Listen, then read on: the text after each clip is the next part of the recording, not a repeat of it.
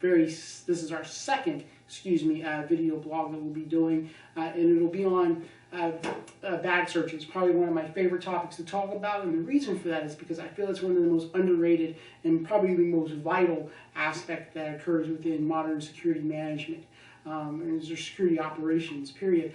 The reason for that is you think about a mass gathering place, and you think in terms of how you protect, how you defend against any sort of threat that is of a violent nature, or even someone who's there for a nefarious reason, i.e., stealing property, vandalizing it, or just plain trespassing.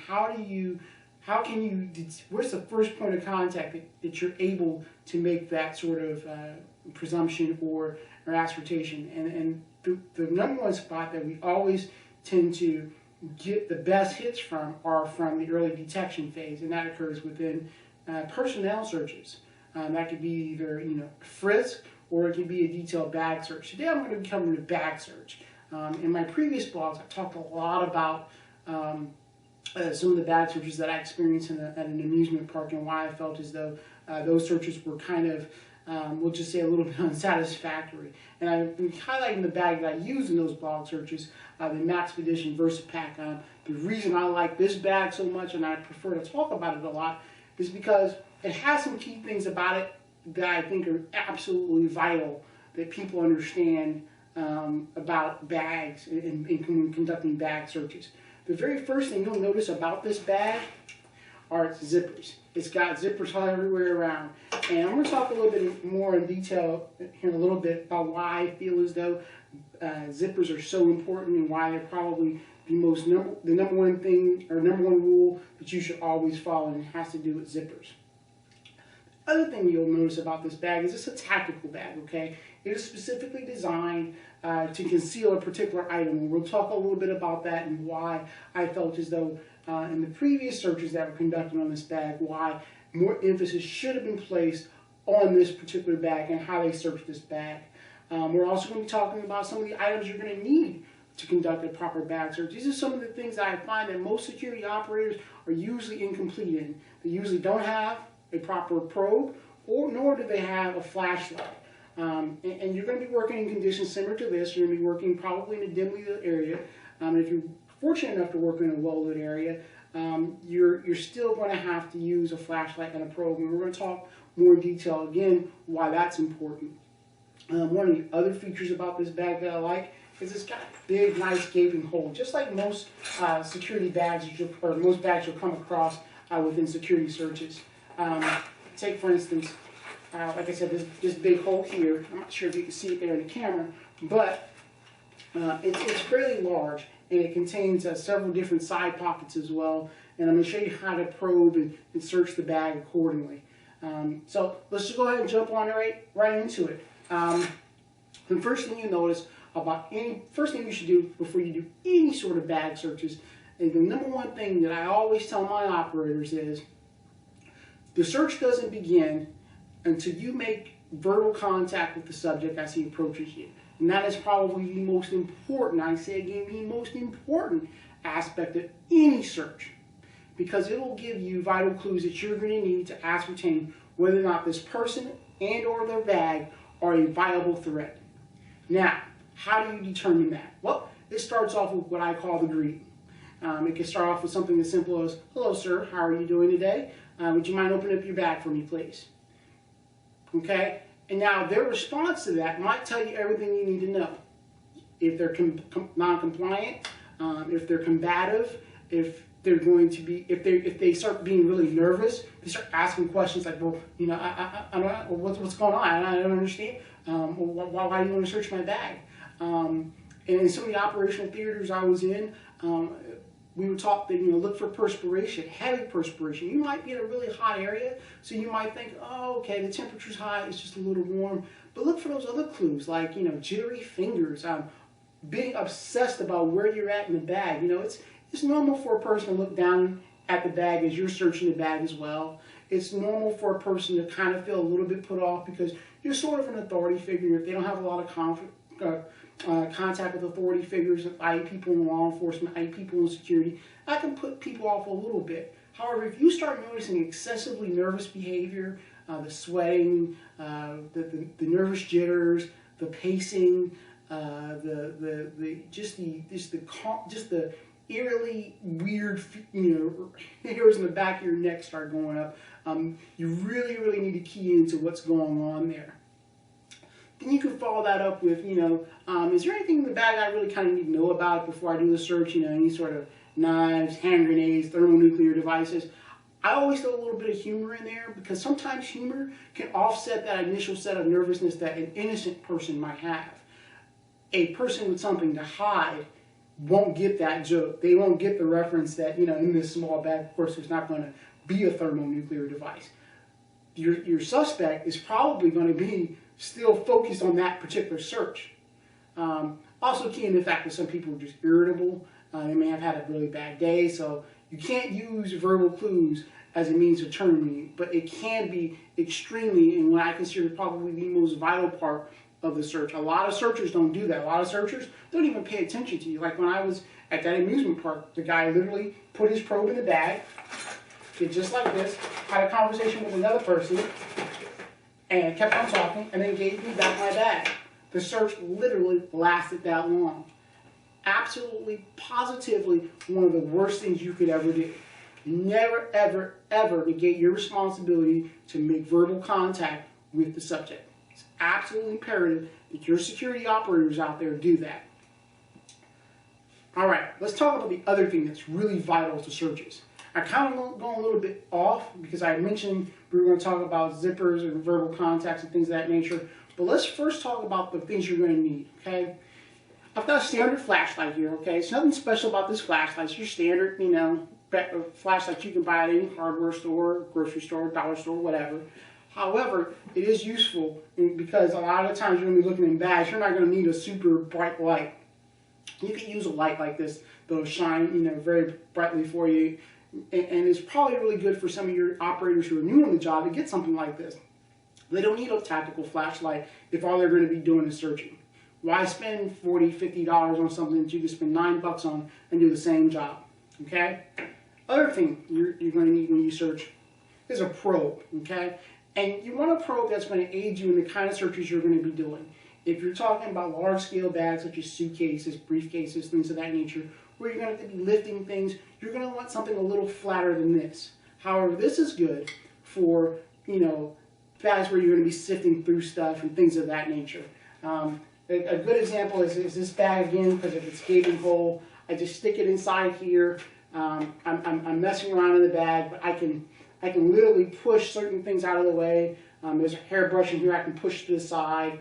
And with my light, I can shine my light inside, and I can look inside the bag.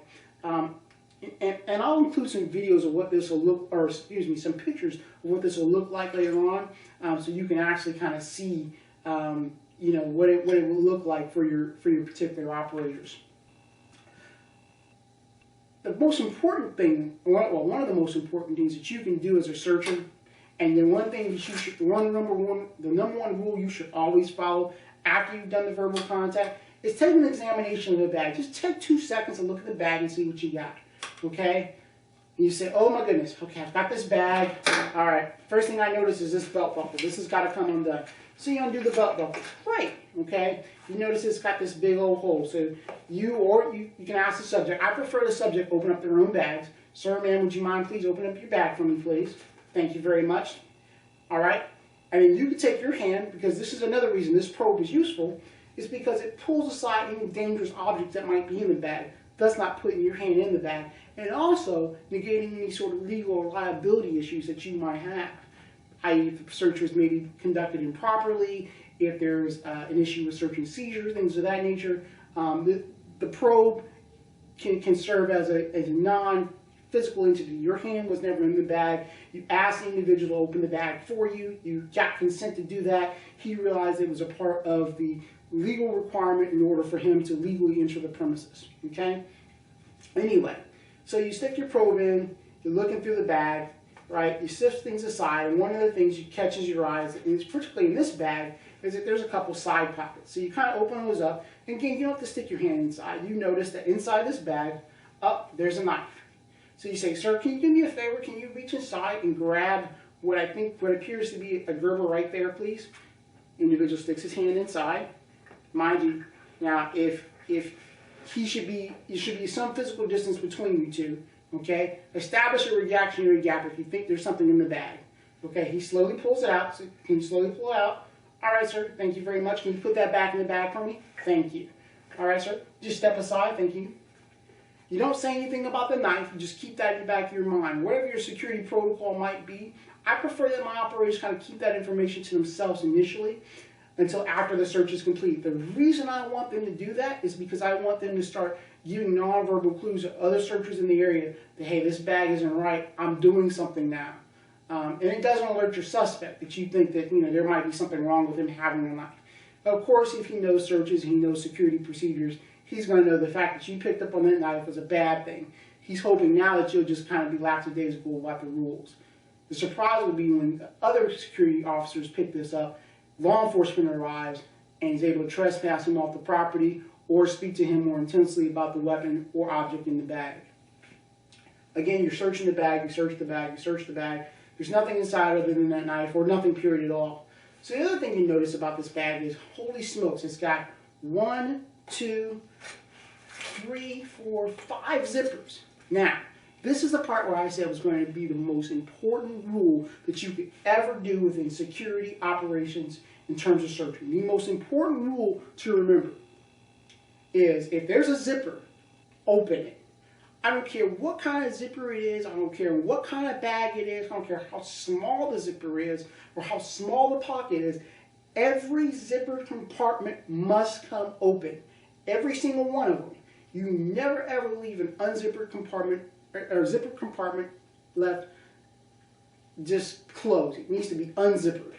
Okay? So the first thing I do is unzip it. Okay, I open the bag. Now with this bag again, I can use the probe. Okay, no other objects I need to be aware of. I've already unzipped this. There's nothing in this compartment back here. There's a little thing for a water bottle, jug, whatever. So, there's nothing in there. I've already looked in there. Nothing. Okay. Oh, here's a zipper. It needs to be unzippered. Excuse me. So I unzip the bag. All right. I use my probe inside. I'm able to look inside. There's nothing inside except for some loose change. I don't need to be worried about that. Here's an interesting compartment. It's already unzippered, so I peek through. There's nothing in there, right? Now, here's a really neat thing about this bag, and I'm going to show you guys why this was kind of a pet peeve of mine.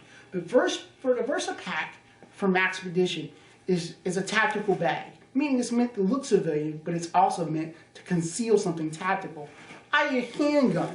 See inside there? That's the area that was most concerned to me. The reason for that was because it conceals inside there a universal concealed carry holster for a weapon. I could have very well have had my own pistol in there, and the operator, the searcher, because he had neglected to look inside the bag right there, would have never noticed the gun. You see how big this bag can spread out. If I zip this up right now, I'll put something of similar length, like a flashlight, and I've got a wallet. Okay, I'll stick all that in the bag. It didn't make the bag any puffier. And if all I'm doing is sticking my probe in there, I'm never going to feel what's in the back of this, what's in the back here, never. And if I just hand off the bag, guess what? I just hand off the bag.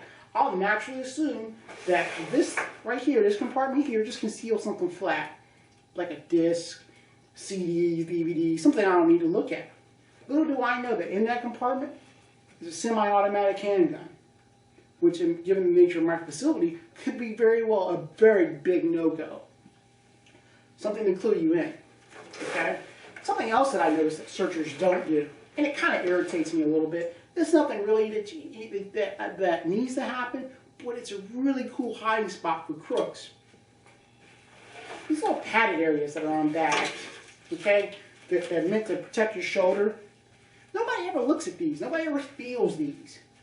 They've got all this extra padding. Do you know what you could put in one of these if you realize that the person's not going to look? There could be wires here. There could be, razor blades. There could be a scalpel. Something for precision cutting.